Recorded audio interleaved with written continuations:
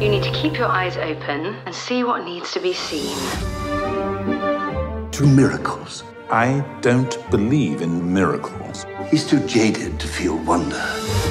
Maybe I should sacrifice my every standard of wit and reason and throw my lot in with this imbecile cult. Just open your heart. What if I don't want to? You must. Poor pompous hippopotamus. Welcome to Kermode Uncut. We're here at the Hay Festival with Stephen Fry, whose new book, The Hippopotamus, has been turned into a film. Old book, The Hippopotamus, yes, you should say. 10 years old. Yeah. And so why so long? At least 20, 30 years old, probably. 90-something. 90-something. Yeah. So why so long? I don't know. The thing is, when you write a novel, at least for me, you then say goodbye to it. And I've had people approaching me about books I've written before for films, and I've said, well, if you want to, by all means, but I won't be any part of it. Because? It's really, I tell you what it is you know, screenplays are all about structure. Yes. Dialogue and character is easy. You can do it in 10 minutes. You can give people funny lines, amusing, dialogue and characteristics, a funny limp or a habit. But the structure is agony. Whereas a novel is made of words. You paper over the structural flaws with language.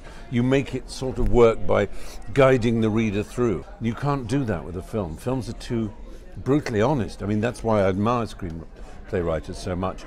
But I hate the task of screenplay writing. I've been asked to do it, several times, and I have written screenplays, and I do the odd bit of anonymous script doctoring. Yes. But it's like comparing carpentry with cobbling. They're just different crafts, and I feel confident with language, but not confident with structure. The central character is a poet whose, inspirational well has dried up. He's become incredibly embittered. He drinks terribly. He says that he now turns, alcohol into journalism. Yeah. And there is a scene at the very beginning in which he loses the plot in a theatrical production and starts yelling. And now, as somebody who has actually done that in a film, where did that come from? Because you've written stuff about critics in the past that have not been entirely glowingly positive. I've stepped back from that.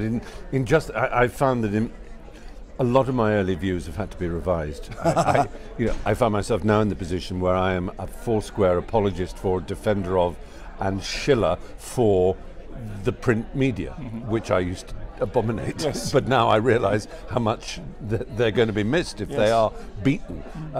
So in the same way, critics, I realise in this world of everybody's a critic now, we do actually need them. But I've always secretly known that. And I have written articles in which I said I hate critics, partly because they strip me of my clothes and leave me naked. They see me. A lot of critics are very good. You are a good example, without blowing too much smoke up. You see things, and it's very annoying if you're an actor and someone sees your mannerisms, sees when you're cheating or coasting or freewheeling or whatever. The point about the character Ted Wallace is he is a poet, and I've always believed as someone who writes poetry for fun, and admires poetry, that poetry is incredibly. It's about the world as it is. Yes. It's about the fingernailness of a fingernail, the woodiness of wood. It's not ethereal and up in the air. Yeah. And I thought a poet would make a perfect detective. And in a sense, the story is a kind of detective story. And instead of him bringing a kind of airy-fairy, oh, I'm a poet, he brings the opposite. Yeah. He won't believe anything unless he sees it's in front of him. And everybody else who thinks of themselves as, spiritual is brought to nonplus, as it were, by his practicality. The title comes from a T.S. Eliot poem called The Hippopotamus. The broad-backed hippopotamus, is on his belly in the mud.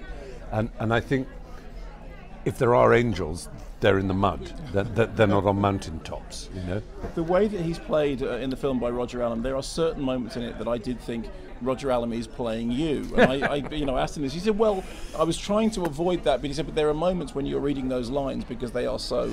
Yeah, maybe. Yes. I mean, if I based the character on anyone, it was an amalgam of Kingsley Amis and Simon Gray with a bit of John Osborne. Those angry young men who, by the time I met them, or in the case of Simon Gray, knew him very well, Kingsley Amis a bit, and John Osborne I met twice, they'd become rather liverish, alcoholic, embittered. Embittered is the key thing. Exactly. And and yet there was something about them that I adored. I remember Kingsley Amis. He said, "Your generation," said, "you probably think you're rather fine, don't you?" I said, "I don't think we think that at all." He said, "Well, all right, but I just want you to realise one thing. However much you know, however much you think you know, you are the most pig-ignorant generation ever to have arrived on the face of Mother Earth. I just want you to remember that." And I thought, well, it's quite good to be told by some old boy that you are pig-ignorant. And it's kind of right, you know. One of the writers that you and I both admire, who's a friend of yours, and I just didn't know him as a writer, was Douglas Adams. Yes. Adams was almost impossible to adapt for the screen, but brilliant for radio. Yeah. What was it about his writing that made it so difficult to turn it into a successful film, for example?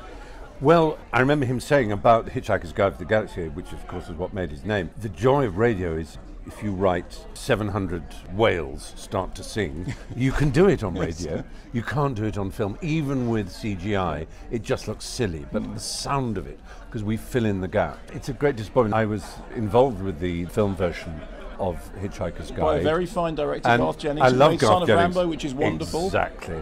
And Sing, which is entirely delightful as well. Yeah. Yes, it is, yeah. It is. Yeah. And he, you know, and I'm not going to say I'm not proud of the film, because, you know, one's always loyal to great crews, and there are many things about it. But I think we all knew that it didn't sing and live in the way that the book does. I remember saying once that the perfect stage hero is Hamlet, because he's always talking. He can't do anything. He's all speeches. Yeah. Which is theatre is speeches. And the perfect movie hero is Lassie, because Lassie sees the man's about to fall over the cliff, looks down, grabs the trouser legs, or runs off to the, you know, to bring help or whatever, without needing to speak. It's all done in what Lassie can see, what Lassie can do. That's how cinema works. The filmmakers one loves, like Michael Powell or something, just tells stories somehow with where you're they show exactly.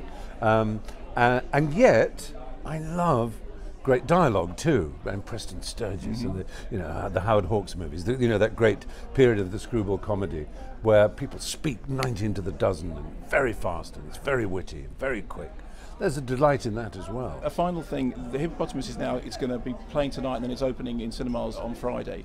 How do you feel about seeing it on the screen? Do you feel attached to it? Do you feel connected to it? Do you feel like it is your work? I was just so thrilled by the cast. I mean, Roger Allam, I think, is fantastic. Marvellous in it. Yeah. And wonderful vignettes. Tim McInerney is blissful in a part that could be embarrassing. Yeah. And Fiona Shaw and Matthew Modine. I'm just really thrilled with them. And so I feel like a proud father, really. It's a very extraordinary feeling, and it's the first time it's happened to me where I can honestly have that fatherly kind of benevolence towards it. And do you worry about the critics? Because I'll refer you to something of yours that I quoted in one of my books. You said, who would honestly, if they arrived at the gates of heaven and they were asked what they did with their life, say with any pride, I criticised things. It was a bit, it was a bit... I looked at what someone else had done and said, that doesn't really work, does it? Yes, I mean, that's an easy thing for me to say. On the other hand, if the fact is I won't go out of my way to look at criticism, and what happens is, naturally, we all talk about this filter bubble we live in terms of ideology and tribal affiliations. It's true of criticism. People will be in touch with me and say, have you seen that lovely review someone wrote? Or there'll be a deathly silence when something's come out, and I'll think to myself, uh-oh, it's been badly received. I shall stay away and tiptoe around every piece of media that comes my way. People have a desire also to be angry when someone likes something. Yes. You know, the vituperative response to when a movie is praised that they dislike. Yes. They need not just to say that it's bad, they need everyone to know how much they hate it. It's a kind of strange hunger, which is surely can't be healthy. The older I get, the more I think that the art of criticism is being able to express things that you like. Yeah. And yet, you look at the things and everyone says, I loved your Sex and the City 2 review, Yes, or Entourage or whatever. Exactly, Yeah, your famous baddies. Yes, but but I loved The Red Turtle this week, and yet everyone says to me, I saw Pirates of the Caribbean. So, it's people remember the bad reviews, and it's true of me. I remember every bad word that's ever been written. I can't remember any of the nice ones. Yeah, me too. Oh gosh. Oh gosh, don't even start. Well, congratulations on the movie. Thank you, Mark. Thank you so much.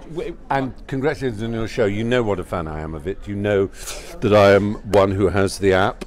which has made you rich. Fantastically rich beyond our wildest dreams. And we're very grateful for your support. The day doesn't go past when I don't face west and I say hello, Jason Isaacs. The day doesn't go past when we don't tell everybody how much you like us, because it makes us look good. Thank you. It's a pleasure. The things I do for money.